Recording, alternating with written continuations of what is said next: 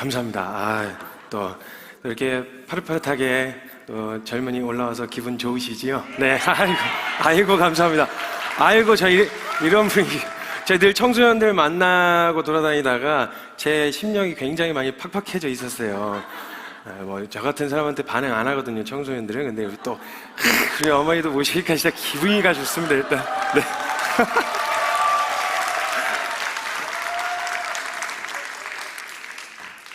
오늘 복음사경이니까 복음에 대한 이야기 좀 쉽게, 좀 이해하기 쉽고 접근하기 쉽게 이 복음에 대한 이야기를 좀 하려고 해요.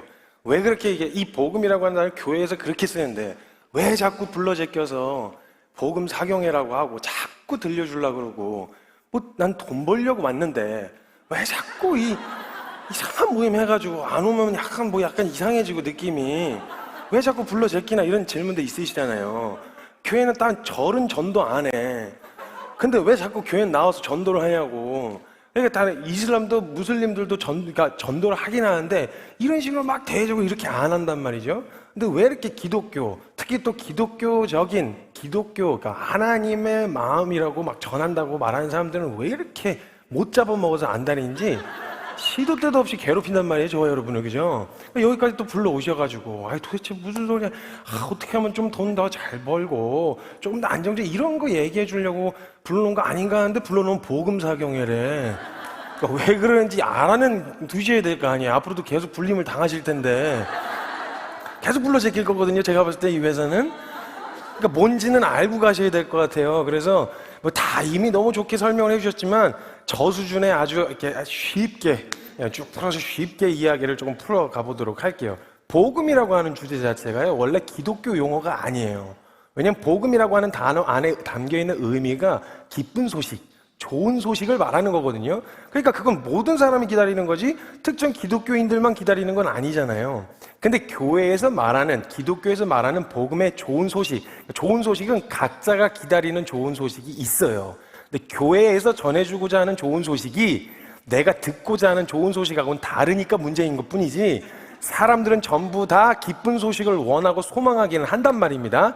근데 만약에 저희가 지금 적어도 복음사경회에서 이야기하는 이 복음, 이게 기쁜 소식입니다 하고 전해주는데요, 이 기쁜 소식이 저와 여러분에게 기쁜 소식이 되려면 저와 여러분하고 상관 있는 이야기여야 기쁜 소식이 돼요. 옆집 딸내미가 서울대 들어갔대. 객관적으로는 기쁜 소식이요. 그런데 막 내가 뛸 듯이 기쁠 소식은 아니야. 그러니까 기쁘긴 기쁜데 객관적으로 보면 기쁜데 그냥 배가 조금 뭔가 이렇게 좀 싸해.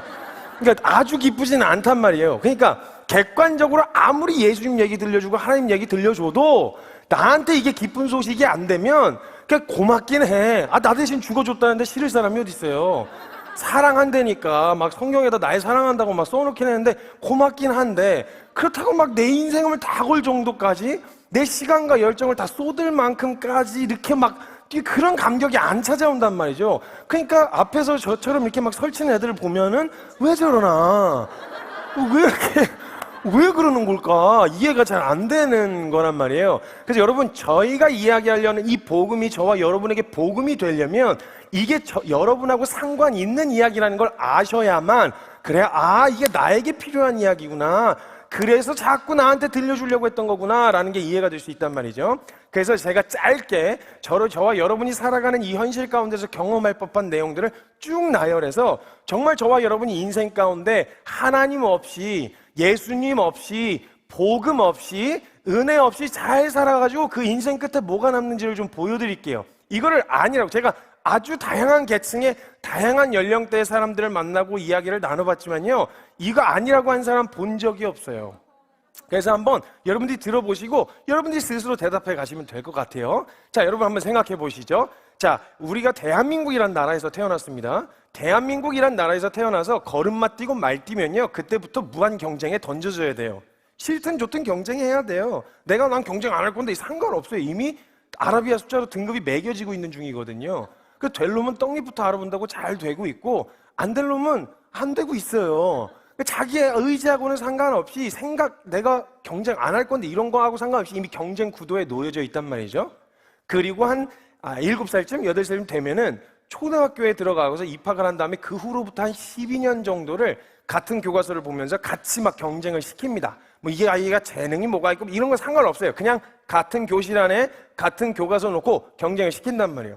초등학교 때, 그러면 이제 초등학교에 입학을 하잖아요. 그러면 아이들한테 한 번쯤은, 여러분도 들어보셨을 숙제일 거예요. 한 번쯤은 초등학교 학생들에게 시키는 선생님의 숙제가 하나 있어요. 뭐냐면 장래희망 적어오라 그래요. 그죠? 네, 장래희망 적어오라 그러면요, 초등학생들, 여러분들 한번 생각해 보세요. 나 초등학교 때 장래희망 뭐 적었지? 이렇게 생각하면요, 예전에만 해도요, 여러분 막 우주비행사 나오고요, 과학자, 막 외교관, 대통령, 그리고 또 한국에서 좋아하는 직종 하나 있잖아요. 사자 들어가는 거. 의사, 검사, 판사, 변호사. 예. 물론 이제 집사, 권사, 전도사 이런 거 말고 흔히 우리가 선호하는 사자 들어가는 거 있단 말입니다. 그래가지고 그거 이제 그 선호하는 거 막 적어요. 그때는요, 개념 이게 될 수 있냐 없냐 계산 안 해요. 그냥 적죠? 그냥 멋있어 보이고 좋아 보인다 그럼 그냥 적는단 말이에요. 근데 제가 한번 딱 한 번이었어요. 초등부 설교를 하러 갔어요. 제가 웬간하면 안 가요.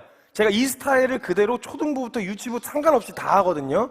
다 모든 연령대 똑같은 스타일로 해서 막 소리도 지르고 이래갖고 애들이 우는데 은혜 받아서 우는 건지 무서워서 우는 건지 구별이 잘 안 가는 약간 그런 분위기였어요. 다시는 안 가요. 제가 어떤 놈이 강사인지 알 수가 없어요. 막 여기서 떠들고 저기서 떠들고 이래가지고 내가 강사요 이러면서 막 이제 소리 지르면서 했었는데, 제가 이 질문을 똑같이 했어요. 그때 초등부 아이들에게 했는데, 초등부 아이가 한 아이가 저한테 대답을 하는데 장래희망이 뭐냐 물었더니 공무원이래요. 꿈이 왜 이렇게 또 디테일해? 이래가지고 그냥 막 주구장창 막 아무거나 막 써내는 게 아니라 되게 디테일해. 그래서 왜 공무원이냐고 물었더니 철밥통이라서요. 이렇게 얘기하는 거예요. 근데 전 되게 씁쓸했어요. 그때는 진짜 계산 안 하고 꿈꿔볼 수 있는 나이잖아요. 이것저것 현실적인 거 계산 안 하고 마음껏 꿈꿔볼 수 있는 나이인데 벌써 현실 가운데 놓여져서 철밥통이라고 하는 이유 때문에 자신의 진로를 결정하는 이게 저는 좀 안쓰럽더라고요. 근데 어찌됐건 막 진로를 적어내라 그러면요, 막 갖다 막 적어내요. 근데 재밌게도요, 요 짧은 한 초등학교 6학년 지나고 중학교만 넘어가도요, 꿈이 한 차례가 걸러져요. 왜일까요? 현실을 보니까요. 그죠? 근데 여러분이 보시기에 초등학생들 어때요? 너무 어리잖아요. 애기잖아요. 근데 그 아이들도 현실을 본다니까요. 아니, 애들 뛰어다니는 거 보면요, 초등학생 아이들은 다 똑같이 뛰어다녀요. 지 상반신만한 책가방 메고요, 지 하반신만한 실내화 가방 들고 상체가 앞으로 이렇게 쏟아지듯이 뛰어다니는 거 있잖아요. 애들 보면 귀여워요. 그러니까 뒤로 넘어갈까봐 그런 거거든요. 가벼워서 애들이. 그러니까 막 뛰어다니는 게 너무 귀여워요. 애들이 너무 귀여운데 그 아이들도요, 그 짧은 시간 안에 물론 좋아하는 것이 바뀔 수도 있고 진로도 방향이 바뀔 수도 있는데, 다양한 걸 경험해서 바뀔 수도 있지만, 대부분의 경우는 우주비행사 에이 말도 안 되는 이야기, 대통령 에이 말도 안 되는 이야기, 이렇게 해서 꿈이 한 차례가 휙 하고 걸러진단 말이에요. 그리고 중학교 올라갔다, 이때는 뭐 꿈이고 비전이고 나발이고 다 필요 없어요. 이때는 오로지 나만 있으면 돼요. 저는 한 번도 태어나서 여자였던 적이 없어서 여자의 정서는 잘 모르지만, 남자들의 인생 한 100년 인생을 쳤을 때 남자 인생의 최절정기라고 하면 한 15살 정도쯤이에요. 가장 자존감이 높을 때예요. 얘네들은 보통 음지와 습지를 굉장히 좋아해요. 그래서 얘네들 화장실 들어가면 나오질 않아요. 그 화장실에 습기가 가득 낀 화장실 앞에 이렇게 서 있는 걸 굉장히 좋아하는데, 그 거울 앞에서 습기가 가득 낀 거울을 끽 하고 닦아내고 거기 비춰진 나를 보면 뭐 꿈이고 비전이고 나발이고 다 필요 없어요. 이땐 부모도 필요 없어요. 막 그냥 밖에서 나와라 막 나온다 이러고 난리를 쳐도 상관없어요. 이 폭풍 같은 시간이 지나고 고등학교만 올라가도 꿈이 또 한 차례가 걸러져요. 왜일까요? 현실 때문에 그래요. 현실. 그땐 조금 구체적으로 보거든요. 전국 석차를 봐요. 의사는 아니요. 확실하게 이제 들여다보면 내가 의사하면 내 사람 잡을 것 같아요. 이렇게 이제 확실하게 보게 되는 거죠. 그리고 예체능 쪽에 있는 친구들도요, 동네에선 지가 제일 잘했는데 동네에서 잘한다는 애들만 모아놓고 해보니까 이게 그렇게 특출난 또 그게 아니라는 걸 또 금방 경험하게 되어지는 거예요. 꿈이 한 차례 걸러져요. 자, 보세요. 여기서 한 12년까지 정도를 죽어라 경쟁하면서 달려왔어요. 달려오고 나서 요 12년 끝에 마지막으로 바라보는 고지가 있어요. 요것만 넘어서면 뭔가 있을 것 같아. 요것만 지나면 내게 뭔가 내가 기대한 것들이 펼쳐질 수 있을 것 같아서 마지막으로 바라보는 12년 끝에 바라보는 고지가 있어요. 뭘까요? 대학죠. 제가 대학 입시죠. 여러분, 대한민국 국가 행사예요. 수능날은. 진짜 대한민국 유별나요. 여러분, 저는 굳이 하나 막 그 대한민국의 국경일 중에서 중요한 날을 하나 꼽으라면 8.15 광복절 뭐 이런 거 꼽을 것 같거든요. 근데 8.15 광복절도 뉴스데스크에서 디데이 안 매겨요. 9시 뉴스에서 디데이 안 매긴다고요. 근데 수능 날은 디데이를 매겨요. 여러분 생각을 해보세요. 여러분 그때는요 종교의 대통합이 일어나는 날이에요. 모든 종교가 단 한 가지의 기도 제목으로 기도를 해요. 요것만이 넣으면 뭔가 있을 것 같거든. 그러니까 그때는 없던 종교심도 생겨요. 여러분 뭐라도 붙들고 싶어. 그래가지고 막 갑자기 예수님 얘기 들어보세요. 예수님 한번 붙들어봐. 수영 그냥 한번 잡아봐. 막 이렇게 해서 이제 그런 생각들이 막 찾아 들어온단 말이에요. 그래가지고 없던 신앙심도 생기는데, 여러분 교회 다니시는 분 중에 혹시 기도할 때 수험생을 자녀로 둔 부모가 자녀를 위해서 기도할 때 혹시 이렇게 기도하시는 분 본 적 있으세요? 하나님, 우리 아들이 혹은 우리 딸이 딱 시험 공부한 만큼만 성적이 나오게 해주십시오. 아니 이거 하나님 질서예요? 신문대로 거두는 거. 이거 너무 정직한 기도 아니겠어요? 근데 이렇게 기도하시는 분 본 적 있으세요? 저는 못 봤어요. 보통 이런 식으로 기도해요. 주여 눈을 여소서 보이지 않던 것들이 보이게 하여 주시고, 주여 귀를 여소서 들리게 하옵소서. 막 방언을 주셔가지고 온 열방의 모든 언어들이 다 들리게 하옵소서. 막 이런 식으로 기도해요. 조라도 붙게 하시고 찍어도 맞게 하옵소서. 막 이렇게 해갖고 간절해. 그러니까 보통 내 능력의 이상의 것을 요구하고 원할 때 하나님 찾아요. 이런 식으로 관계하니까 종교성이라고 하는 게, 신은 내가 신이 원하는 것을 정성을 다해 해주면 신은 내가 원하는 것을 들어주는 모종의 계약 관계로 인식을 한단 말입니다.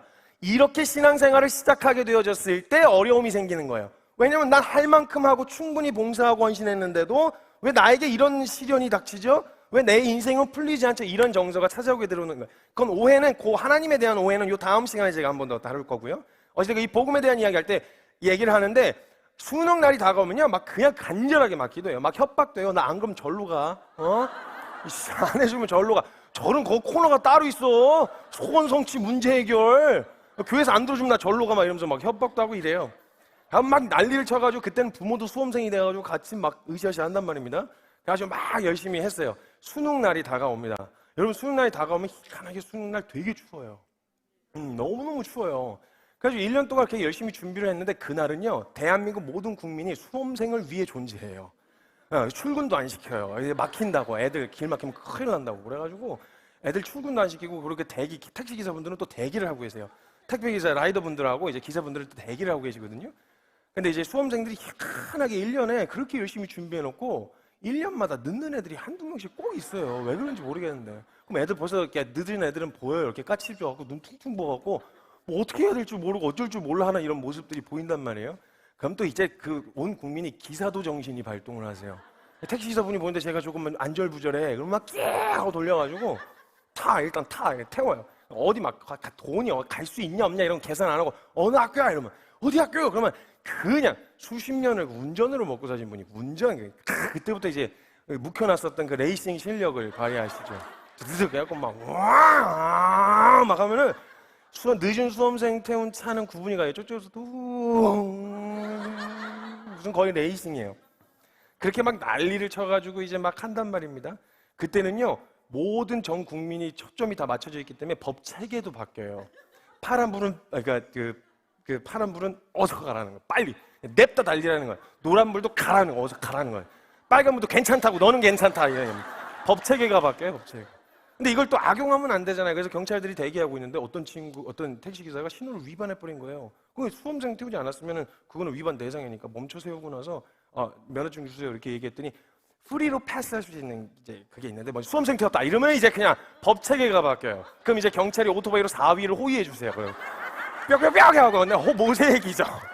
이래가지고 시험장까지를 델다 주시는데, 여러분 이런 열정이 우리 안에 없는 게 아니고 있다니까요.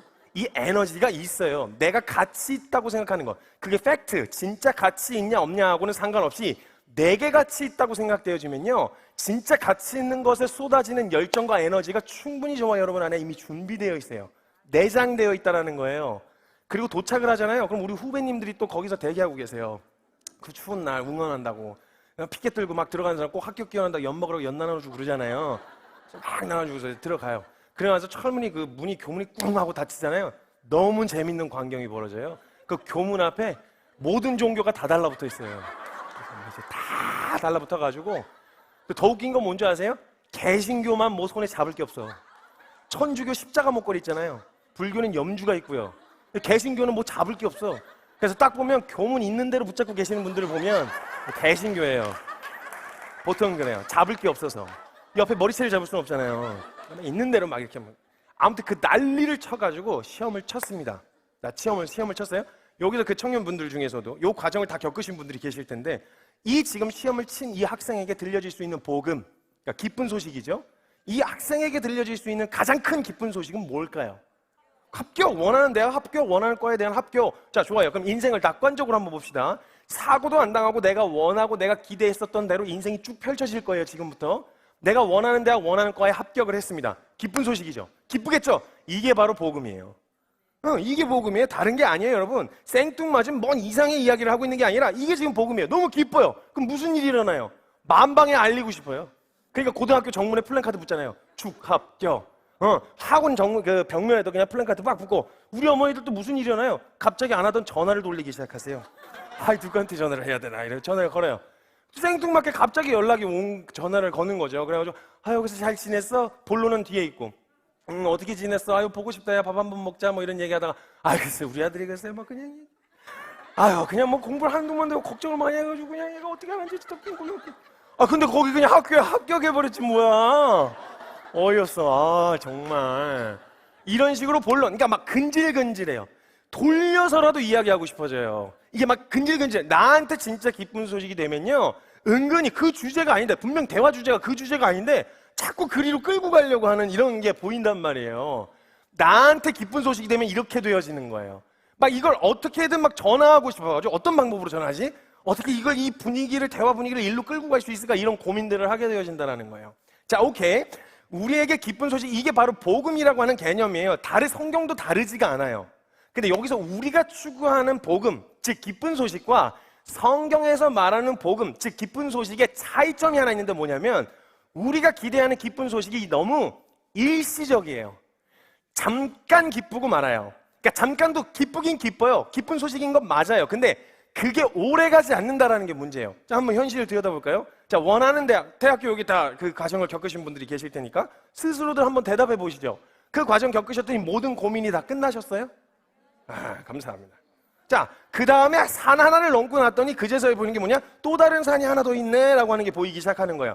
그러니까 사람은요, 살아갈 때요, 사단이라고 하는 존재가 저와 여러분에게 계속 요구하는 게 뭐냐면, 야, 조금만 넘으면 있을 거야. 조금만 넘어봐봐. 너 없던 이게 돈이 없어서 불행한 거야. 그러니까 돈이 있으면 행복할 수 있을 거야. 넌 가정이 화목하지 않아서 행복한 거야. 화목한 가정을 이루면 행복할 수 있을 거야. 행복이 저기 있다고 얘기해요. 근데 성경은 네 행복이, 네가 지금 만족할 수 있는 그 만족이 지금 여기 있다고 이야기해요. 그래서 성경에서 말하는 찬송에서 뭐라고 보통 이야기하냐면, 나는 초막이나 궁궐이나 상관없다. 내 처지나 형편 때문에 내가 불행하고 행복한 게 아니다. 이 얘기를 계속하는 거예요. 우리가 원하고 기쁜 소식 삼았었던 기준이 너무 일시적이어서 그 다른 문제가 되면 이게 좋았던 게 하나도 기억이 안 나요. 여러분, 원하는 대학 합격했어요. 그 다음에 대학을 들어가게 되어지면요, 그때부터 현실적인 문제에 봉착하게 돼요. 이 20살 청년들이요, 시작하자마자 빚을 져야 돼요. 만약에 부모님이 100% 지원해 줄 수 있는 능력이 안 된다, 생활비까지, 그러면 학자금 대출이란 걸 받아야 돼요. 그게 싫다, 그럼 부모님 등골 뽑아 먹어야 돼요. 쭉 뽑아갖고 그냥 사고를 우려가지고 한 살씩 들이켜야 간신히 다니죠. 학비가 만만치 않거든요. 그게 싫다, 그럼 원하는 때 졸업 못해요. 내가 아르바이트 하면서, 제가 그 세 번째 케이스였거든요. 제가 아르바이트를 하면서 돈을 모아가지고 학비를 해외로 공부를 하러 가려고 6개월 동안 비행기 티켓값 모았어요. 오전에만 알바하고 오후에는 공부를 해야 되니까 오전에 한 달에 할 수 있는 비용이, 모아지는 비용이 별로 없는 거예요. 공과금 내고, 그 다음에 그 공과금 내고, 월세 내고, 핸드폰 요금도 그 선불 요금을 썼는데도 내야 되지, 식비 나가지, 차비 나가지, 교재값 나가지, 쭉 떼고 나니까 남는 게 별로 없는 거예요. 그러니까 이렇게 하면 안 되는 거예요. 그래서 요걸로 만족이 안 되는구나, 요거만 넘고 났더니 뭐가 다 해결되는 줄 아는데 그게 아니었구나 라고 해서 그 다음으로 바라보는 고지가 있어요. 그럼 저걸 얻으면 난 행복할 수 있을까? 저걸 얻으면 난 만족할 수 있을까 하고 그 다음으로 바라보는 고지가 뭘까요? 취업해야죠, 그죠? 취업해야 된단 말이에요. 그럼 직장, 그래요, 낙관적으로 봅시다. 낙관적으로. 자, 원하는 직장에 원하는 시기에 딱 하고 합격해서 들어갔다 칩시다. 자, 그럼 질문해 드릴게요. 어찌됐건 지금 취업난이에요, 여러분. 청년들이 직장에 있다는 것만으로도 동경의 대상이 된단 말이죠. 어디 취업하시고 직장을 얻으셨더니 모든 고민이 다 끝나시던가요? 안 끝나요. 끝나질 않아요. 또 생긴단 말이에요. 또 있어요. 그게 다른 어려움이 더 크게 부각돼서 즐거웠던 기쁨이 이걸 삼키지를 못해요. 그냥 그때 이거 기뻤잖아. 이걸로 지금의 어려움이 위로가 안 되는 거예요. 직장은 원하는 직장 들어갔는데 그놈의 빌먹을 상사가 내가 원하는 상사가 아니요. 이러면 여러분 진짜 어려워지는 거거든요. 그 상사가 내가 원하는 상사가 아니면 계속 괴롭히는 거예요. 월요일부터 금요일까지 내내. 들어가서 막 신입이라고 막 갈구고. 그래가지고 막 이렇게 또 야근 없는 날에는 막 좀 일찍 가려고 하면 막 회식 있다고 불러제끼고. 그래서 저 크리스찬이에요. 술 안 먹어. 이러면 부장님이 어제 또 주워들은 거 있어가지고 야, 예수님도 포도주 주셨다고 이러면서 이제 포도주 먹고 예수님도 포도주 주셨는데 너도 괜찮다고 이러면서 막 아주 시달리게 되어지는 거예요. 자, 생각해 보세요, 여러분. 월요일부터 금요일까지 일반적인 직장 생활을 할 때 월요일부터 금요일까지 죽자고 이래요. 뭐 하려고? 이틀 놀라고. 토일. 아니, 월요일부터 금요일까지 갈 수가 있어요. 뭘 할 수가 있어요. 월요일부터 금요일까지 일하고 토일 이틀 놀아요. 근데 여러분 진짜 여기서 조심하셔야 되는 게 여러분 교회 잘못 가시잖아요. 그럼 토일 크리스찬들은 토일 어디 가요? 교회 가요. 좀만 열심히 있으면 금요일도 불러 제껴요. 좀 더 열심히 있으면 막 수요일도 불러 제낀다고. 그러니까 월요일부터 금요일까지 내내 일을 하고 나서 토요일 주일 가면 뭐 어디 갈 수가 있나 뭘 할 수가 있나. 그래서요 직장 다니는 사람들 직장인들이요 크리스찬 중에서도 주님 다시 오시는 것보다 더 간절히 기다리는 게 뭐냐면 평일 중에 빨간 날이요. 그래서 책상에 앉으면은 달력 받자마자 제일 먼저 하는 첫 일과가 뭐냐? 평일 중에 빨간 날이 며칠이나 있는지 요거 체크한단 말이에요. 그래서 이제는요 대단한 성취감 혹은 막 엄청난 획기적인 막 이런 변화 이런 게 없고요. 아마 요 이후부터는 이렇게 되게 루틴이 비슷하실 거예요. 이 인생이 이렇게 다이나믹하지 않거든요. 요 루틴이 계속 돌아요. 돌고 돌아요. 그러니까 그 루틴 안에서 누릴 수 있는 즐거움을 찾아요. 소소하고 이렇게 짜잘한 그런 즐거움들. 평일 중에 빨간 날 이런 거 이제 한단 말이에요. 근데 이제 이 평일 중에 빨간 날이 국가가 정하는 날이에요. 내가 원하는 날이 아니고. 그래서 국가가 정해주기 때문에 내가 원하는 날에만 쉴 수 있는 게 아닌 게 문제라는 거죠. 제가 한번 너무 충격적인 일을 경험했었는데 때는 2016년이었어요. 여러분 12월 연말이 되면 12월에 가장 큰 행사가 뭘까요? 크리스마스. 여러분 크리스마스 있잖아요. 연말이 되면 빨간 날이 퐁당퐁당 굉장히 많이 있거든요.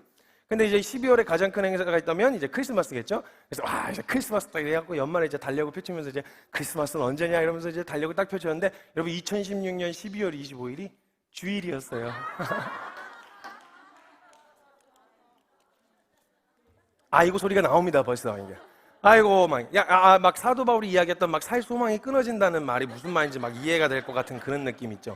막 재미가 없어져 막 주일. 근데 어떻게 해요? 살아야지. 그래서 한 가지 위안을 삼았어요. 크리스찬들은 또 크리스마스 때 어디 가요? 교회 가요. 주일날은 어디 가요? 교회 가요. 두 번 갈까 한 번에 몰아갔다 이렇게 위로를 삼을 수 있는 거죠. 이렇게 쉽게 위로를 삼을 수 있었던 이유는 뭐냐면 그 다음에 또 금방 빨간 날이 있잖아요. 신년 있잖아요. 신년 1월 1일 그래가지고 이제 달력을 딱 펼쳤는데 이 바보가 놓친 게 있어요. 25일부터 1월 1일까지는 딱 7일 차이예요. 크리스마스의 요일이 1월 신년의 요일이거든요. 딱 펼쳤는데 주일이야. 살 소망이 끊어지는 막 이제 이런 고통이 뭔지를 알 것 같은 거죠. 어떻게 살아야지 그래서 위로를 삼았어요. 크리스찬은 1월 1일 날 어디 가요? 교회 가요. 송구영신 예배 드리러. 주일날은 교회 가죠. 두 번 갈 것도 한 번에 몰아갔다 이제 위로를 삼았어요. 왜 이렇게 또 쉽게 삼을 수 있었던 이유는 뭐냐면 대한민국에 또 대명절이 기다리고 있지 않습니까? 설날 있잖아요. 설날. 까치까치 설날은 어저께지만 우리 설날은 언제일까 싶어갖고 이제 달력을 딱 펼쳤는데요. 2017년 설날 충격적이었어요. 금토일이었어요. 어떻게 뺄 수가 없어 이걸. 와 이제는 진짜 뭐 더 이상 위로를 삼을 것도 위안을 삼을 것도 없어. 이제는 막 진짜 주님 오셔도 될 것 같고 막 구름 타고 오신다 그랬으니까 밖에 나갔더니 구름 한 조각 딱 떠오르는 거 보고 주님 오시려나 막 이런 생각 들고 그런 거예요. 여러분 이런 사소하고 이것도 내가 원하고 기대한 만큼도 펼쳐지지가 않아요. 그리고 또 직장인들에게 여러분 한 가지 또 한 달 중에 가장 기다리는 날이 있잖아요. 직장인들은 월급날이죠. 이거 없으면 누가 일을 해요? 월급날이란 말이에요. 근데 여러분 놀라운 사실을 하나 발견하실 거예요. 월급이 스쳐가요. 잠깐도 내 곁에 머무르지 않아요. 띠링 하고 들어와서 너무 기분 좋아. 그럼 그때부터 이제 띠링띠링 거기에 맞춰서 해놨으니까 띠링띠링띠링 핸드폰 요금 나가야 되지, 차 있으면 할부 나가야 되지, 뭐 대출값 갚아야 되지, 뭐 이것저것 막 쭉쭉 빼고 나면 뭐가 별로 그렇게 크게 남는 게 없어. 근데 여러분 재밌는 게 뭔지 아세요? 아니 2-30만 원만 더 벌면 뭔가 이렇게 난 또 창의적으로 내 생산적이고 발전적인 거에다가 뭐 쓸 수 있을 것 같잖아요. 여러분 해보셨겠지만 2-30만 원 더 쓸 일이 생겨요 갑자기 또. 안 모여. 그래가지고 이게 여러분 무릎을 탁 치면서 한 가지 깨닫게 되어지는 게 뭐냐면, 아, 나는 돈을 벌고 있었던 게 아니라 쓴 걸 갚으면서 살고 있었구나. 뭐 이런 걸 깨닫게 되어지는 거예요. 근데 여러분 재밌게도요, 이 현실을 모르지 않아요. 이 현실을 모르지 않는데 이게 한번 내게 필요하다라고 생각되어지는 가치가 한번 부여되고 동기가 부여되면요, 저와 여러분 안에요, 상황 탓, 환경 탓 이런 거 안 하는 어마어마한 에너지가 없는 게 아니라 이미 내장되어 있어요. 사람은 하고자 하면 방법을 찾고요, 안 하려고 하면 변명을 찾습니다. 하려고 하면 뭔가를 막 찾아내서라도 더 시간을 들여서라도 하려고 하는 이 마음이 사람 안에 있다는 거예요. 만약 우리 안에 자꾸 변명거리를 늘어놓으면서 하지 않을 이유를 찾기 시작한다면 그게 내게 내 시간과 열정을 투자할 만한 가치가 없는 것이다 라고 보는 게 맞아요. 정말 내게 가치가 부여되고 동기가 부여되면요, 그 영역에 어떻게든 막 뛰어들어서 하는데, 제가 그 열정을 한번 봤지 않습니까? 제가 직장인들의 열정을. 제가 이제 지옥철이라는 걸 탔습니다. 제가 보통 사무실에 이렇게 차로 출퇴근을 하거나 이렇게 걸어서 갈 수 있는 거리여가지고 안 하다가 한번 제가 인천에서부터 평택까지 제가 강의 일정이 있어서 아침 일찍 나가야 되는데 눈이 너무 많이 온 거예요. 지하철을 타야 되겠다. 왜냐면 평택까지 뚫려 있으니까 한 3시간 반, 4시간 잡고 가야 되겠지만 뚫려 있으니까 그렇게 가면 되겠다 싶어갖고 이제 제가 지하철을 타러 갔어요. 저 같은 생각을 한 사람들이 다 지하철 타러 왔을 거 아니에요. 그러니까 진짜 그때 정말 지옥철을 경험했는데요, 계단까지 줄을 서 있는 거예요. 계단까지. 제가 그때 어떻게 탔는지 기억이 안 나요. 태워줬어요. 그래서 제가 눈 뜨고 보니까 이렇게 해서 눈 뜨고 보니까 지하철 아닌 거예요. 근데 여러분, 제가 태어나서 제가 부모님하고도 되게 친밀하고 이렇게 가까운데, 제가 저희 부모님하고도 그렇게 얼굴을 가까이 맞대어 본 기억이 별로 없어요. 근데 생판 오늘 처음 보신 이분하고 얼굴을 한 3, 40분을 맞대고 가야 되는데 도대체 눈을 어디다 둬야 될지를 모르겠는 거 있죠. 위로 치켜뜨자니 미친놈 같고, 아래로 깔자니 쫀 거 같고, 정면을 보자니 너무 민망하고, 어떻게 해야 될지를 모르겠네. 이걸 여러분 월요일부터 금요일까지 아침 저녁으로 매일 해요. 근데 재밌는 게 뭔지 아세요? 누구도 불평불만 안 해요. 열악한 상황, 열악한 환경, 근데 하고자 하는 방향성과 동기만 부여되잖아요. 아무도 불평불만 안 해요. 거기 안에서 누가, 야, 우리가 개 돼지요? 우리가 닭이요? 사람답게 살게 해줘야 될 거 아니야. 뭐 수용소 끌려가는 것도 아니고 뭐해, 나 안 가, 나 안 해, 이렇게 하는 사람이 없어요. 거기 안에서 동기만 딱 보여드려요. 열악한 환경, 상황, 이게 오로지 그 안에서 나는 소리라고는 롱패딩 부딪히는 소리, 덜컹덜컹하고 출발하고 멈출 때 오 하는 소리, 이거 외에 누구도 불평불만 안 해요. 이게 여러분 사람이 가지고 있는 에너지예요. 하려고만 하면, 그게 동기만 부여되면요, 그걸 해낼 수 있는 에너지가 이미 저와 여러분 안에 충분히 준비되어 있어요. 다만 그래서 성경에서 신명기 30장에 뭐라고 이야기하냐면, 야, 율법이 어려워서 못 지키는 거 아니야. 내가 너희에게 제시한 삶의 방식이 어려워서 못 지키는 게 아니고 그냥 너가 지킬 마음이 없는 거예요. 아니, 율법이 저 바다 끝에 있고 저 하늘 끝에 있어갖고 내가 너무 어려워서 지킬 수가 없어요. 누가 할 수 있겠어요? 라고 말하는데 거짓말하지 마라. 너 안에 이미 하고자만 하면, 하고 싶은 소망함이 동기만 부여되면 할 수 있는 에너지가 충만하다. 이거를 제가 보게 된 거예요. 와, 그 지옥철에서 꽉 차고 타고 가는데요, 어떤 자매 하나가, 대학생쯤 돼보는 자매 하나가 거의 죽게 생겼어요. 진짜 압살을 당할 것 같은 거예요. 거의 막 꺽꺽하면서 얼굴이 까매진 것 같아요. 막 꺽꺽 그러면서 벽에 막 배나온 아저씨들이 막 밀어붙이니까 벽에 부딪혀 막 이러고 있는데, 이걸 도와줘야 되나 싶어서 도와주려고 했다 그냥 냅뒀어요. 알아서 살겠지 싶어서. 왜 그랬냐면, 이 자매가 그 옴짝달싹 꼼짝도 못하고 거의 숨도 가빠지는 그런 열악한 상황 가운데서도 핸드폰 게임을 하고 계시더라고요. 여러분, 거기서 성경 읽으라 하면 읽겠어요, 그거? 여기서 어떻게 읽어요? 뭐 이런 얘기하지. 근데 하고자만 하면요, 팔을 어떻게 할 수도 없는 상황 가운데서도 거기서도 이거 하고 계시더라고요. 야, 이 자매는 어떻게든 살겠다 싶었어요. 대단한 열정이에요. 그리고 여러분, 이제 지하철 타고 가는데, 그 남자 칸 따로 있고 여자 칸 따로 있으면 얼마나 좋습니까? 근데 같이 타잖아요. 그래서 원치 않게 이제 막 그런 불상사들이 일어나곤 해요. 근데 저도 이제 타서, 저도 항상 그런 걸 사전에 방지하기 위해서 기둥을 잡거나 손잡이를 잡는 쪽에 항상 타 있는데, 아까 말씀드렸다시피 태워줬어요. 제가 탄 게 아니고 태워줬는데, 태워줘서 위치를 지정해줬어요. 그럼 광야 같은, 그 붙잡을 것이 아무것도 없는 그 광야 같은 문하고 문 사이 아세요? 거기 오로지 의지할 거라고는 옆에 처음 뵈신 이분들이 얼마나 잘 세워주는지 몰라요. 살짝만 기대도 그냥 팍 이렇게 세워주는 거예요. 일어나라, 함께 일어나야 해, 이러면서 이제 막 이렇게 세워주는 진정한 연합을 볼 수 있습니다, 여러분. 아무튼 그제 거기서 이제 타고 가는데 덜컹덜컹한데 이 앞에 대각선에 계신 자매님이 뭔가 굉장히 불쾌하고 불편하다는 표정으로 자꾸 제 쪽을 쳐다보시는 거예요. 이거 덜컹하니까 막 이렇게 저 아니에요. 저 아니요. 근데 제가 이거 도대체 아니 가갖고 나 안 만졌어요 이렇게 얘기한 것도 이상하잖아요. 그래갖고 이거 어떻게 해야 되나 싶어가지고 이러고 있다가 그냥 조용히 손을 들었어요. 이렇게 한 번 더 쳐다보면 나 손을 이렇게 나는 아니라고. 누군가일 수는 있는데 나는 아니라고 그렇게. 여러분 이걸 월요일부터 금요일까지 아침 저녁으로 매일 해요. 매일. 여러분 근데 누구도 불평불만 안 해요. 야 그리고 진짜 어마어마한 광경을 봤는데요. 제가 봤을 때 그 지하철 상황이 맥시멈이었어요. 꽉 찼어요. 어떤 상황이었냐면 누군가 더 타면 누군가 죽어요. 딱 그런 상황이었어요. 맥시멈. 근데 어차피 지하철이니까 다음 정류장으로 가야 되잖아요. 갔는데 그 다음 정류장에 사람이 꽤나 많은 거예요. 야 이걸 어쩌나. 근데 제 속으로는 에이 못한다 이렇게 생각을 했어요. 그래서 지하철에 딱 섰는데 제 맞은편 이쪽 문이 열리는 스크린도 앞에 서 계신 어떤 한 분이 계셨는데 번거지 모자에 등산배낭을 메고 서 계셨어요. 그래서 속으로 에이 아저씨 안 돼. 아저씨 타면 누군가 죽어. 뭐 이렇게 이제 속으로 이제 얘기했죠. 근데 표정을 보니까 탈 것 같아. 아무리 봐도 공간이 없었거든요. 근데 문이 칙 하고 열렸어요. 어느 정도였냐면 맨 앞에 있는 사람이 안 튕겨나가려고 이렇게 이러고 버티고 있는 상황이었거든요. 근데 이거 당황도 안 해요. 그분이 이 상황을 이렇게 보시더니 탈 구멍이 있겠다 싶으셨는지 거기 이렇게 다리를 벌리고 있는 아저씨 다리 사이로 자기 다리를 집어넣으시더라고요. 그 문 열린 문 위를 이렇게 잡으시대요. 근데 옆에서 아주 우렁차게 따시 해갖고 그걸 밀어서 타셨어요. 오 대박. 사람은요 하고자 하면요 그 빈틈을 찾아낸다니까. 요거 정도는 내가 탈 수 있겠다. 요거 여러분 이런 어마어마한 능력이 있어요. 근데 재밌는 건 뭔지 아세요? 동병상련이라서 아무도 뭐라 안 해요.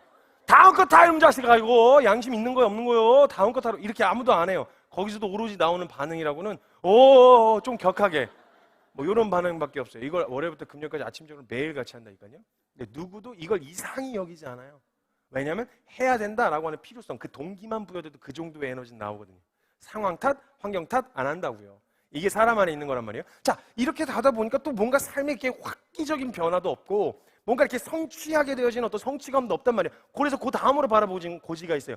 그럼 요걸 하면 내가 행복할 수 있을까? 그렇죠. 나와야죠. 결혼하면 내가 행복할 수 있을까? 만족할 수 있을까라고 하는 그런 소망함이 품게 돼요. 결혼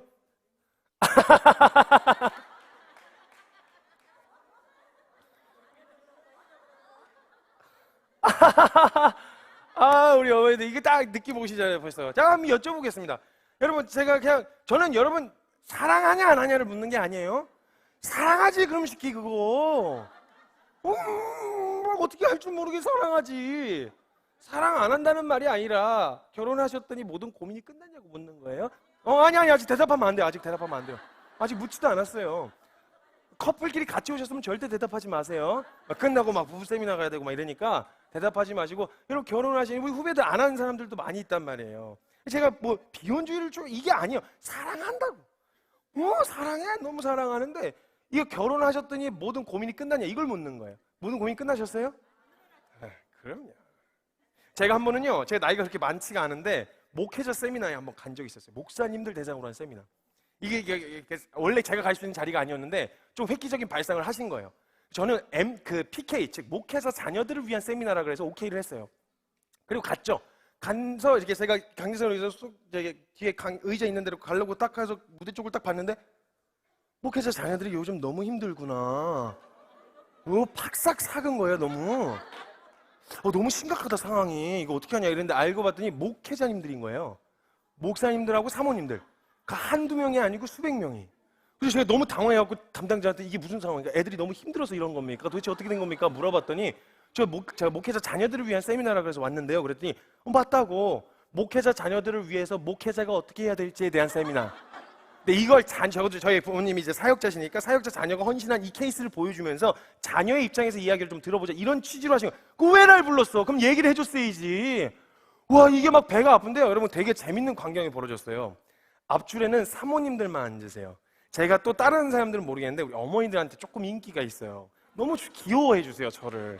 앞에서 막 발랑발랑 하니까 너무 귀여워해 주신단 말이에요. 근데 사모님들이 앞쪽에 쭉 앉으셨어요. 이분들은 이미 마음이 열리셨어요. 왜냐면 거기 오시는 분들은 원로 목사님들 있잖아요. 예를 들면 약간 목소리가 우리가 그렇게 될 줄 믿습니다. 이런 분위기거든요. 근데 새파랗게 어린 게 와가지고 막 버들버들 떨면서, 그때 말씀 강의 전화로 다닌 지도 얼마 안 됐을 텐데 뭐 버들버들 떨면서 제가 옆에 앞에서 어쩔 줄 모르고 있는 제 모습을 보니까 너무 귀엽고 막 아들 생각나고 막 마음이 그냥 활짝 열리신 거예요. 그래갖고 뭐든 그냥 아무렇게나 막 떠들어봐. 내가 알아서 은혜 받아줄 테니까 이야기해봐 이래가지고 그냥 막. 근데 여러분 그때 진짜 반응이 제가 지금까지 한 그 강의 어떤 강의보다 역대급 리액션이었어요. 그냥 뭐 했다 하면 그냥 빵빵 터져가지고 어머니들 막 제가 안경 쳐가 안경 날라가고 막 성경책 날라가고 막 아주 막 그냥 분위기가 아주 너무 좋았어요. 그러니까 하는 사람도 어때요? 업이 되잖아요. 그래서 저도 막 업이 돼서 막 하다가 재밌는 건 이제 목사님들이 뒤쪽에 앉으셨단 말이에요. 뒤쪽에 앉는데 그때 의자 등이 높은 의자여서 살짝만 뒤로 누워도 안 보이는, 앞에서 잘 안 보이는 거였는데 제가 다 목사님 다 그러시다는 게 아니라 거기 계셨던 목사님들이 이렇게 살짝 누워 계셔서 그 이해가 됐어요. 안 보이시는 상황이었는데 제가 너무 업이 돼가지고 그 목회자님들의 결혼에 관한 부분은 건들지 않는 게 불문율인데 몰랐지 알려줬어야지. 나 개념이 없는데 어떻게 해. 그래갖고 결혼하셨더니 어떻게 모든 고민이 다 끝나셨나요? 이걸 물었어요. 사모님들한테. 어떻게 끝나셨어요? 물었는데 지금만 같아도 분위기가 안 좋으면 제가 슬쩍 넘어갈 수 있는 조금 이렇게 여유가 생겼는데 그땐 대답이 안 나오면 이제 못 넘어가는 거예요. 다음 거 생각을 못 하는 거예요. 왜 대답이 내가 생각한 대답이 안 나오지? 이렇게 생각해서 세 차례, 네 차례를 물은 거예요. 분위기가 진짜 싸해지는데 등에서 땀이 막 이걸 어떻게 이걸 수습을 해야 되나 막 이런 생각이 드는데 제가 이 주제를 건들고 당황해하니까 뒤에 계시던 목사님 분들이 안 보이셨었거든요, 분명히. 근데 이거 아무나 건들면 안 되는 건데 이걸 이래가지고 사태를 좀 파악을 하시느라고 목사님 몇 분 이렇게 뽁뽁뽁 미어캣처럼 이렇게 튀어나오셔서 상황을 살피기 시작하셨어요. 근데 보니까 제가 너무 당황을 하고 있는데 안쓰러운 거예요. 그 앞에서 얼마나 당황스러울까. 그러더니 갑자기 뒤에서 손을 드신 거예요. 여러분 생각을 해보세요. 제가 강의를 하고 있는데 뒤에서 의의가 있다고 생각하고 손을 들었다고 생각해보세요. 이것만큼 당황스러운 게 없어요. 질문을 한 것도 아닌데. 그래서 제가 너 또 당황해가지고 또 쳐다보고 있었더니 목사님이 제가 너무 안쓰러워서 대답을 해주신다고. 대답은 해줘야 되겠는데 크게 얘기하면 앞에 사모님들이 들으시잖아요. 그건 안 돼. 그러니까 조용히 얘기를 하시는데 일어나셔가지고 안 끝났어. 넘어가. 이렇게 얘기하니까 뒤 옆에 있는 목사님들이 일어나더니 넘어가 이래갖고 간신히 살았어요. 간신히. 다시는 안 건드려요. 그래서 그 주제는 제가 그 이후로. 그리고 제가 한 30, 40대 애기 부모님들 대상으로 세미나를 또 하러 갔어요. 그때 주제가 실수라고 하는 주제였어요. 30, 애기들 안고 있는 부모, 애기 대상, 대상들로 제가 세미나를 해서 갔는데 제가 올라가자마자 제일 첫 번째로 했었던 질문이 뭐였냐면 당신 인생에 있어서 최대 최고의 실수가 뭐냐고 물었어요. 부부끼리 앉아 있었거든요. 당신 인생에 있어 최대 최고의 실수가 뭐냐고 물었어요. 그래서 이렇게 앉아 있었는데 갑자기 앞에 계시는 아무도 대답을 안 하고 분위기가 잘못했다 그러면 이제 아작 나는 거 아니까 아무도 대답을 못 하고 있었는데 어떤 용기 있는 남자분 한 분이 갑자기 이렇게 하더니 막 기지개를 이렇게 피시더니 이렇게 내 인생 최대 최고의 실수. 여러분 이게 또 싱글들이 들으면요, 막 이럴 수 있는데요. 그거 이제 경험해 보고 나면 이제 이제 웃음밖에 안 나오는. 이것 자체로 내가 만족을 얻을 수 있다라는 것 자체가 기대를 했다는 것 자체가 그거 무슨 가문의 영광을 위해서 결혼하셨어요? 아니잖아요. 좋아 죽겠어서 결혼하신 거잖아요. 뜯어 말리는데도. 그래서 결혼을 했으면 행복하고 만족스러워야 되는데 그 잠시 잠깐의 기쁨과 즐거움은 있지만 물론 그하고 비교할 수 없는 기쁨이 있긴 있지만 그 느꼈던 그 연애 감정 뜨거울 때야 괜찮은데 이게 안 된단 말이죠. 그러면 이때부터 이제 막 치열한. 여러분 재밌는 게 뭔지 아세요? 싸우는 주제 우리 자녀들한테도 얘기하고 물어봐도요. 부모님들 싸우는 주제가 뭐냐고 물어보면요. 뭐라고 물어봐도 막 이렇게 대단하게 싸울 주제도 아니야. 그 중에 빠지지 않는 주제가 뭔지 아세요? 양말. 양말 갖고 싸워요. 빨래통에 좀 제대로 넣어달라는 거예요. 펼쳐서 두 번 일 안 하게. 그걸 10년 동안 안 고치고 반쯤 걸쳐갖고 해놓으니까 빨래 집어넣을 때마다 펼쳐서 넣어야 되니 얼마나 짜증나요. 그러니까 나중에 하다가 짜증이 나셔가지고 그럼 양말을 신을 때부터 거꾸로 신든지 뒤집어 까면 정상이 되게 그냥 이걸 10년 동안 일해갖고 싸우는 주제를 보면 이러려고 그렇게 목숨 걸고 만나서 결혼하려고 같이 살려고 그랬나 싶은 생각이 드는 거죠. 그리고요 막 치열하게 말로 못해요. 이제 그렇게 결혼을 했어요. 결혼하고 났는데도 고민이 끝나지 않단 말이에요. 아마도 여러분 여기까지는 여러분이 스스로 선택하신 결정에 의해서 방향이 많이 좌지우지 되실 거예요. 근데 아마 요 시점부터는 내가 뭔가 선택해서 방향을 간다기보다는 여러분이 뿌린 걸 거두는 시점이 되실 거예요. 아마 쉽게 방향을 전환하기도 어렵고 내가 결정하고 스스로 결정해서 판단하고 가기가 어려워지는 상태가 돼요. 이렇게 지나고 시간이 좀 결혼하고 시간이 지나다 보면요, 희한하게 다 비스무리한 애가 하나 나와 있어요. 하는 짓거리 보면 꼭 나야. 이게 왜 그런 거냐면 어머니의 저주가 임해서 그래요. 어머니가 보통 딸에게 말 안 듣고 막 짜증나고 그러면 하시는 최대의 저주가 있거든요. 뭐냐면 이 집에 네 같은 딸 나라, 이렇게 저주를 하세요. 근데 이 저주는 100% 이루어져요. 100% 이루어져요. 그럼 어머니가 딸에게 왜 그런 저주를 하셨겠어요? 그 어머니께서 어머니에게 저주를 하셨는데 이루어진 걸 본 거예요. 야, 이건 100% 이루어지는 저주구나. 이 같은 딸 나라 이래갖고 돌고 도는 게 인생이에요. 인생 뭐 그닥 그렇게 특별한 거 없어요. 그 비스무리한 존재들끼리 이렇게 옥신각신하면서 돌고 도는 게 인생이에요. 애가 태어나잖아요. 그럼 모든 삶의 초점이 아이에게 맞춰져요. 삶의 라이프 스타일이 완전히 다 바뀌어요. 그럼 한번 물어봅시다, 여러분. 물어볼게요. 육아를 하신 분들과 육아를 하실 분들에게 여쭤볼게요. 자, 육아를 하는데 대학교 졸업장이 필요한가요? 아니, 필요할 수도 있어요. 잘 생각해보세요.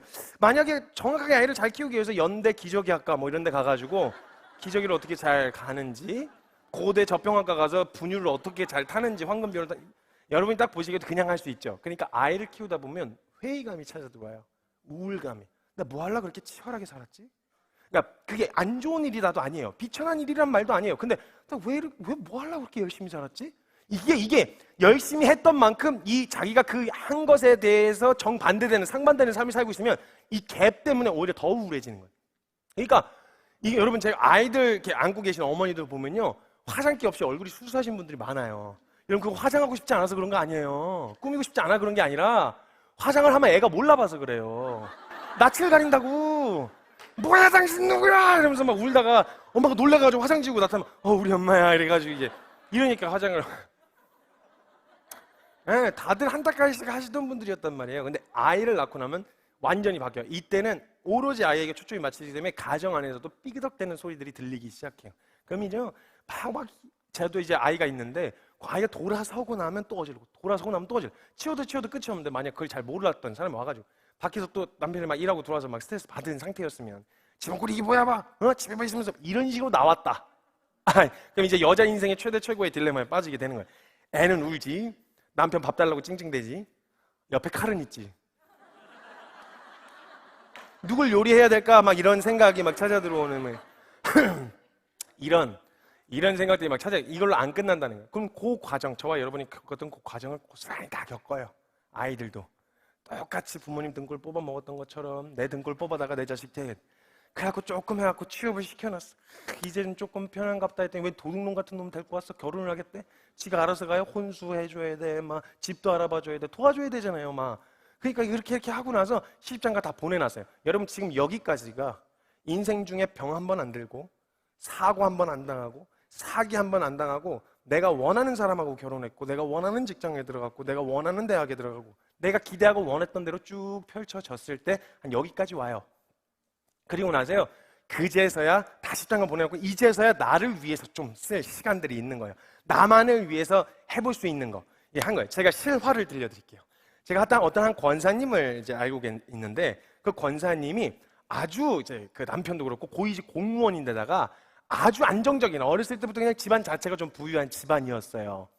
아들, 그냥 이런 분들 있잖아요. 우리 그 문장 자체 구조가 우리 아들로 시작해서 우리 아들로 끝나는 문장 구조를 가지신 분들 있죠. 우리 아들이 글쎄 그랬다니까, 우리 아들이, 이런 식의. 정말 자식들을 위해서 헌신되어 사셨어요. 그리고 진짜 잘 키우셔가지고 시집장가까지 다 보내놨는데 너무 또 싹싹한 며느리가 들어와가지고 너무 잘해 또. 그러니까 이분이 가지고 싶을 때 다 가지신 거예요. 그래갖고 이 권사님이 자기가 이제 자기 인생을 위해서 한번 써보겠다 해서 버킷리스트를 적어보셨대요. 첫 번째가 뭐였냐면 세계 여행이셨대요. 이걸 꼭 해보고 싶으셨던 거예요. 그래서 이런 걸 막 적어가지고 가족 모임 하는데, 너무 화목한 분위기인데 가족 모임 때 이게 이제 가족들 앞에서 자기가 할 수 있는데도 가족들한테 그냥 나누셨대요. 이야기를 했대요. 그래서 아들이 그걸 보더니 엄마, 다른 건 모르겠는데 첫 번째 버킷리스트는 내가 해주고 싶어.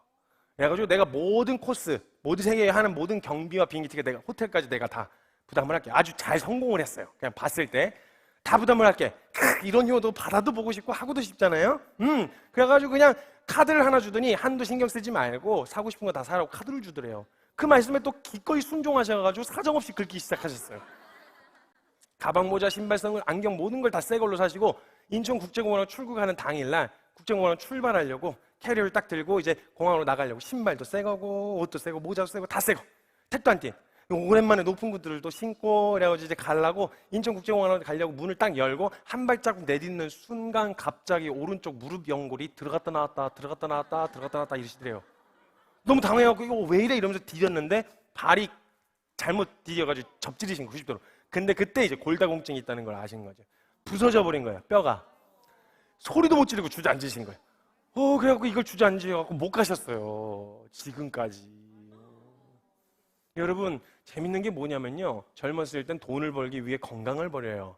근데 나중에 잃어버렸던 건강을 되찾기 위해 번 돈을 다시 버려요. 재밌는 루틴이죠. 그래서 이분이 이제 하는데 이게 회복이 안 되는 거예요. 여러분 아시죠? 이건 논리가 필요하지 않고 철학이 필요하지가 않습니다. 사람이 살 시간이 지나면 늙는다. 여러분도 한 달까지 하셨잖아요, 예전에. 그죠?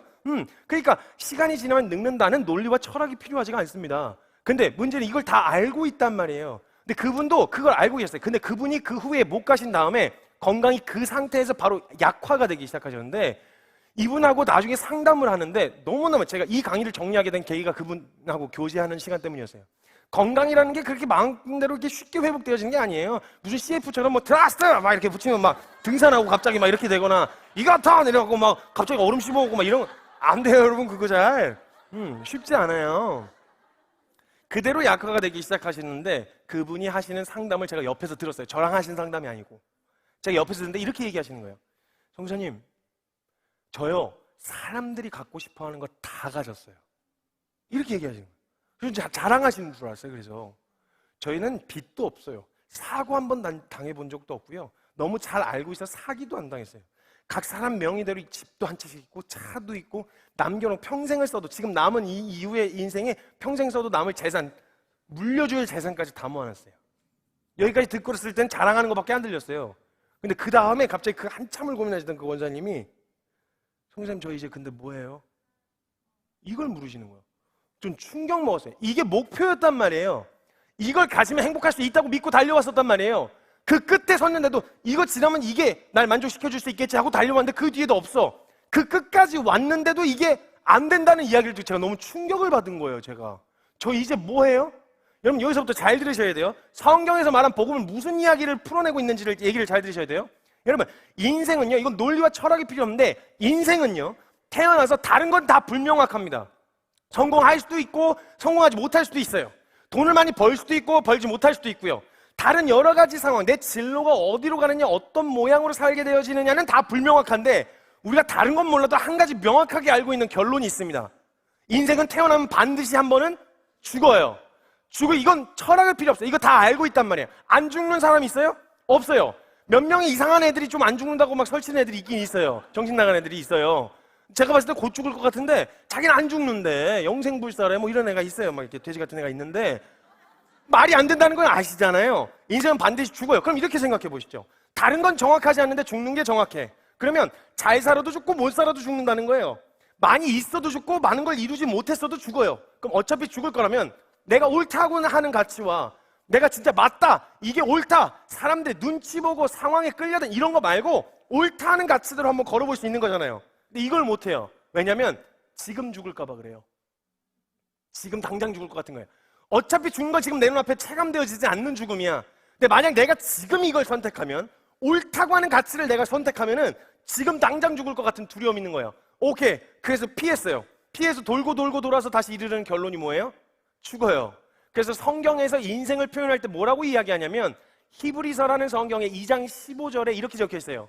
또 죽기를 무서워함으로 한평생 매어 종로로 타는 자들, 죽는 게 무서워서 한평생을 끌려다녀요. 분명 선택자 앞에서 옳다는 게 뭔지 알아.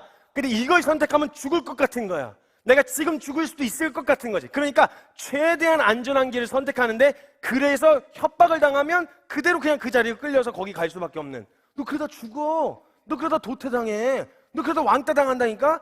여기에 그냥 사로잡히고 나면 아무것도 옳다고 하는 걸 알아도 그걸 선택 못하는 거예요. 이 인생을 정확하게 묘사를 했어요.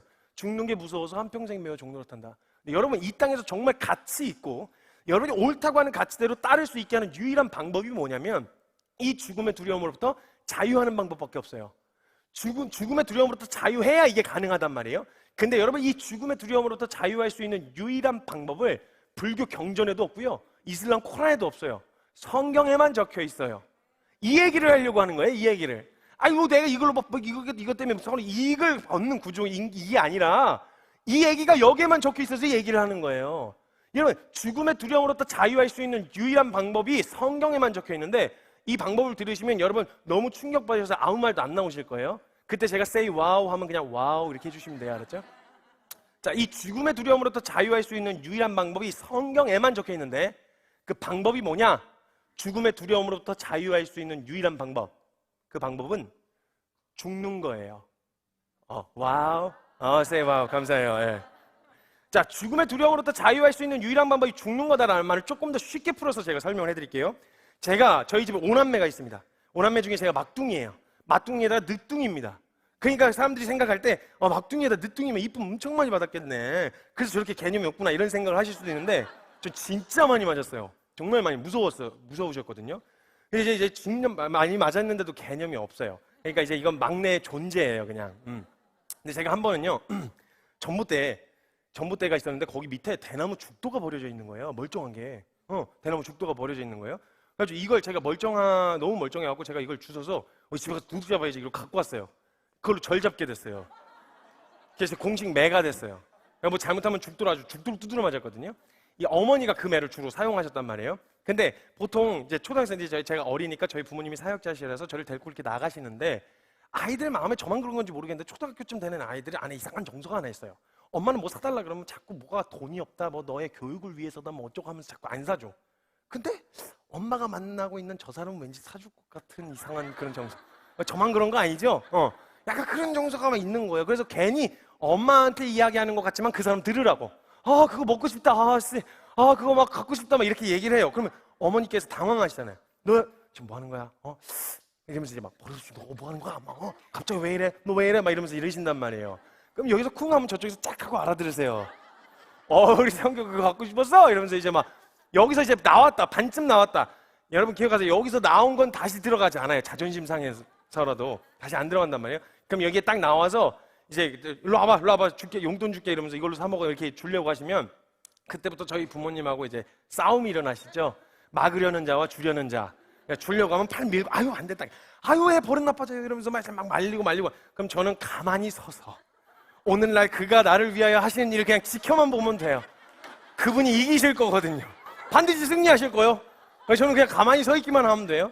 근데 그분이 이제 가가지고 결국은 이제 어머니가 막 더 이상 내가 뭐 맨날 주냐고, 어쩌다 한 번 만나서 일로 와 이렇게 해가지고 가면은 감사합니다 하고 받으면 이제 감사합니다 하고 이제 받잖아요. 그러니까 이제 저희 어머니는 이제 아주 엄격하셨습니다. 이런 악한 의도가 있는 줄 아시고 저를 코너로 따라 부르세요. 코너 돌아서 오면 여기 귀싸대기를 있는 대로 이렇게 때리지 않으셨어요. 생모 제 친히 나셨어요. 그렇게 비인격적으로 하진 않으셨고 저한테 이렇게 얘기하셨어요. 되게 인자하고 온유하게 얼굴을 되게 웃어가면서 잠깐 일로 와봐. 그래서 귀에다 대고 성규야 너 집에 가서 보자. 딱 이렇게 듣고 나잖아요. 여러분 이걸 딱 듣고 나면요, 그때부터 집에 가서 죽도록 두드려 맞는 이 두려움에 사로잡혀서 아무것도 제대로 할 수가 없어요. 무슨 느낌인지 아시죠? 그러니까 분명히 지금 맞는 것도 아닌데 언제가 맞을 게 분명한데 어머니는 막 웃으면서 막 교제하고 계시는데 이 두려움에 사로잡혀서 아무것도 제대로 할 수가 없어요. 막 갑자기 밥 먹다가도 환청이 들려요. 성규야 집에 가서 보자. 이러면 막 먹던 거 다 체할 것 같고 막 이래요. 너무 막 두려워지는 거예요. 자, 여러분 이거 초등학생한테도 물어봐도 대답이 나오더라고요. 자, 이 죽음의 두려움으로부터 자유할 수 있는 방법이 죽는 거라는데, 제가 집에 가서 이 죽도로 두드려 맞는 두려움으로부터 자유할 수 있는 유일한 방법이 있습니다. 뭐죠? 맞고 나면 끝나는 거예요. 그럼 어떻게 되냐? 다시 나댈 수 있는 용기가 생기는 거예요. 이 원리랑 같은 원리예요. 우리가 두려워서 자꾸 옳다고 하는 가치를 선택하지 못하고 가치 있는 삶이 뭔지를 알면서도 선택할 수 없었던 이유가 뭐냐? 오늘 죽을까 하는 두려움이었단 말이에요. 근데 이 죽음에 대한 영역으로부터 자유하게 되어져서 이 죽음을 감당해버리고 자유하고 나면 더 이상 이 죽음이라고 하는 도구로 날 협박하거나 날 잡아줄 수 없게 되어진단 말이죠. 죽음의 두려움으로부터 자유할 수 있는 유일한 방법이 죽는 거라는 거예요. 그럼 자유할 수 있단 말이죠. 근데 여기서부터 문제가 생겨요. 죽음의 두려움으로부터 자유할 수 있는 유일한 방법이 죽는 거라는 건 알았어. 근데 죽어버리면, 그냥 죽어서 끝나버리면 내가 자유를 어떻게 누립니까? 그럼 안 죽는 건 그만둬 놓고 죽었다 살아날 능력이 있으신 분. 응. 예수님 왜? 인간 중에서. 여러분, 그래서 이단들도 죽었다 살아날 능력이 있다고는 안 해요. 왜냐면 사람들이 죽어보라 그럴 거거든요. 안 죽는다는 소리 내도요, 죽었다 살아날 능력이 있다고는 안 해요. 지네들도 무서운 줄 아는 거예요. 죽었다 살아날 능력이 없는 거예요. 그럼 죽는 게 무슨 의미예요? 자유를 누릴 수가 없는데. 그러니까 죽음의 두려움으로부터 자유해야만 된다라고 하는 것까지는 알았어. 그 방법이 죽는 거래. 거기까지도 알았는데 문제는 뭐냐면 다 알고도 내게 능력이 없는 거예요. 그 두려움으로부터 자유할 수 있는 방법은 알겠는데 그 능력이 내게 없다는 걸 발견하게 되어지는 거예요. 이때 성경을 보기 시작하면 왜 예수님이 오셨어야 했고 예수님이 행하신 일들이 무엇을 이루고자 하신 일이었는지를 포괄적, 이건 아주 단편적인 것만 다루는 거예요. 단편적인 것만. 여러분, 예수님이 성경에 보면요, 아까 이야기했었던 본문에 또 죽기를 무서워함으로 한평생 매어 종로로 타는 모든 자들, 여기서 끝나지 않고 모든 자들을 놓아주려 하심이니. 예수님이 오셔서 하신 일이 뭐냐? 이 죽음의 두려움에 사로잡혀 있던 사람들을 놓아주려고 오셨대요. 오셔서 뭐 하셨죠? 오셔서 뭘 하셨어요? 놓아주시려고 오셔서 하신 일이 뭐예요? 죽으셨어요. 죽으셨어요. 그래서 14절에 뭐라고, 그 윗절에 뭐라고 적혀 있냐면 죽음을 통하여 죽음의 세력을 잡은 자 곧 마귀를 멸하시며 또 죽기를 무서움으로 한평생 매어 종로로 타는 모든 자들을 놓아주려 하셨다. 예수님이 오셔서 죽음의 두려움에 사로잡혀 있는 자들을 놓아주시려고 하신 일은 죽으신 거예요. 근데 여기서 끝났다고 얘기해요, 성경은? 아니죠. 다시 사셨다고 이야기한단 말이에요. 자, 그러니까 다시 사심으로 인해서 그 생명, 그 이루어진 일을 믿기만 하면 내가 이룬 그 모든 일이 너에게 될 거야. 너희 것이 될 거야. 믿기만 하면 돼.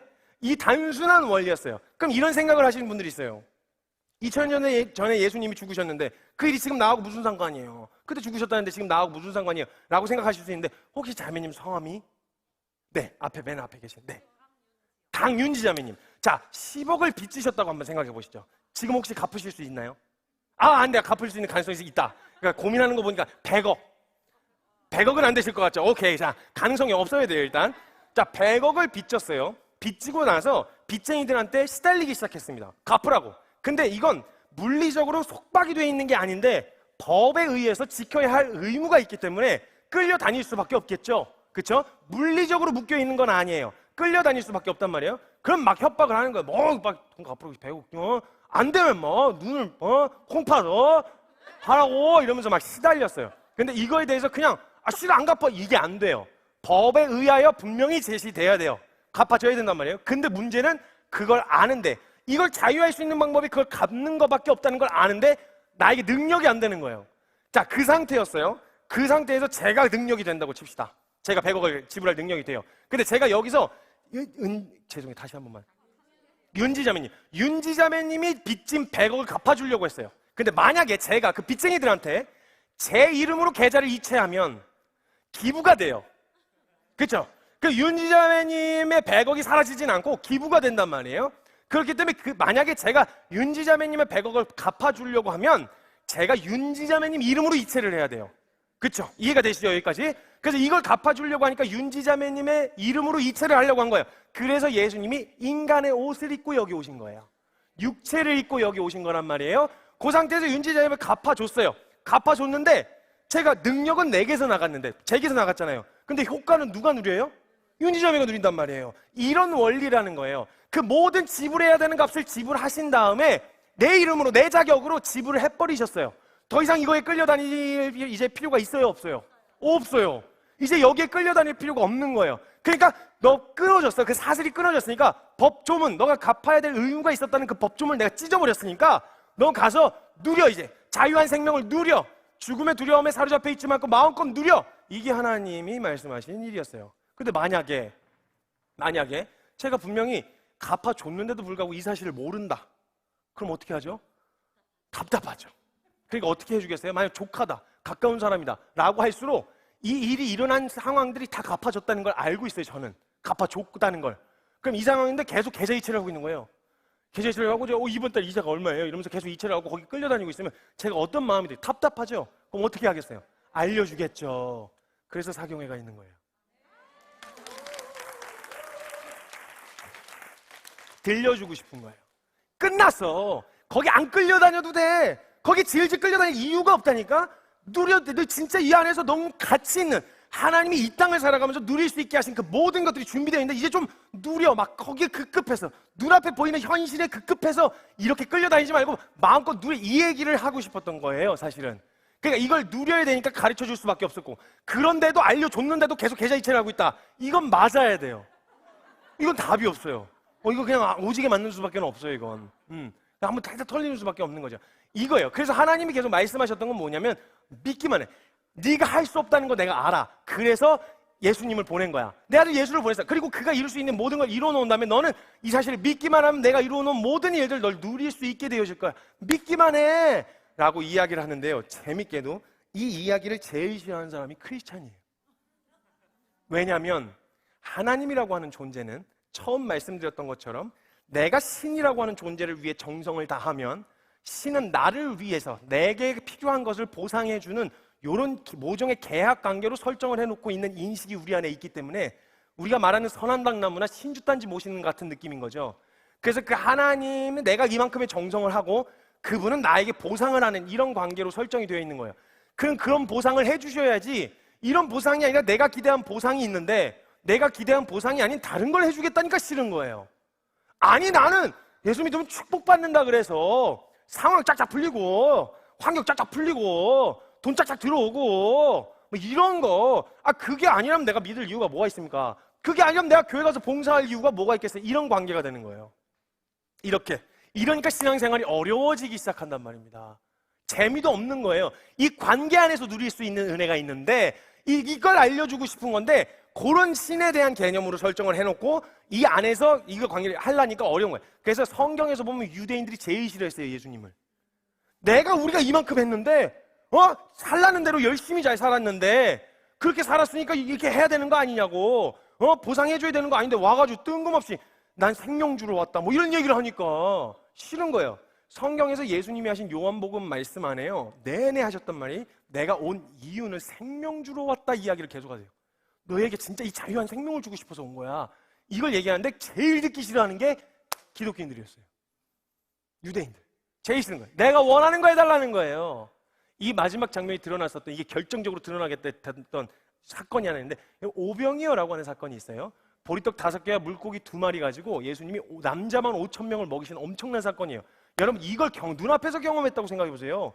사람들 그냥 벌떼같이 몰려오죠. 몰려와가지고 예수님을 만약 왕으로 세운다 이러면 다 가뭄 때문에 걱정할 일 없을 거 아니에요. 굶어 죽을 사람은 없겠다 이런 생각이 딱 든 거죠. 오케이, 자신의 필요가 충족시켜줄 수 있는 대상이라고 생각한 거예요. 몰려왔어요. 사람들이 바글바글 몰려왔어요. 예수님 왕으로 세우겠습니다 이렇게 막 난리를 쳤더니 그때 예수님이 그거 딱 잘라서 이야기를 하세요. 너희가 나에게 나온 까닭은 기적의 떡 몇 덩이 먹고 나에게 나온 거 아니냐. 내가 그런 걸 해줄 수도 있는데 난 그런 걸 하려고 온 게 아니야. 병 고쳐주는 거 할 수는 있는데 그런 걸 해주려고 온 게 아니야. 그 이유는 제가 요 다음 시간에 할 거예요. 그걸 하려고 하는 게 아니야. 난 너희에게 생명 주러 왔어. 이 얘기를 하는데 이거 막 싫은 거예요. 처음에 설득도 해봤어요. 근데 요지부동이니까 예수님이 그때부터 예수님을 따른다고, 자칭 따른다고 말했던 사람들이 예수님을 등지고 떠나기 시작했어요.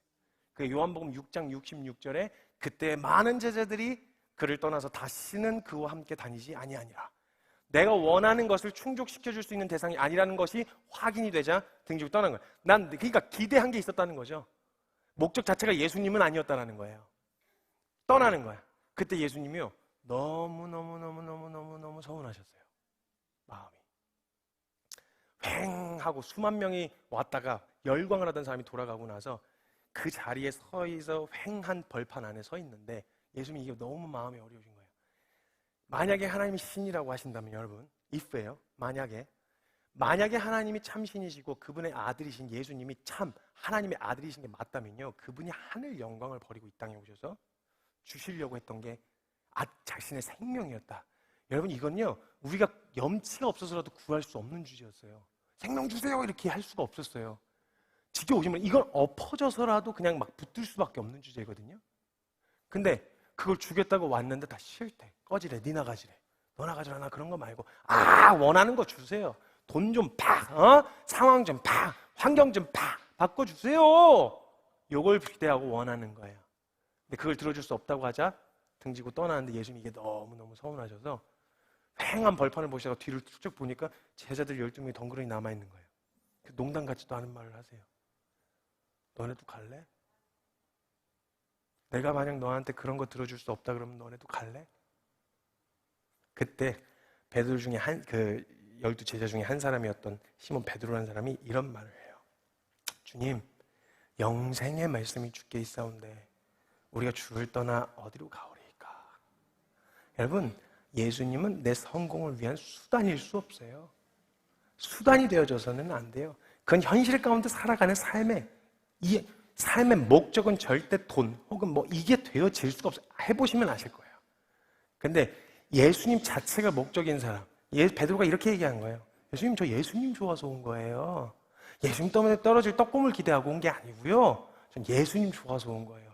예수님이랑 같이 가난할 수도 있고 예수님이랑 같이 부유할 수도 있어요. 그래서 내 주 예수 모신 곳이 그 어디나 전 하늘나라예요. 왜 부유할 수 없겠어요? 부유하게 하시면 부유함을 누리면 되죠. 그런데 없이 하시면 없는 걸 누리면 되죠. 여러분, 이 은혜, 이 자유, 여러분, 이게 엄청난 자유예요.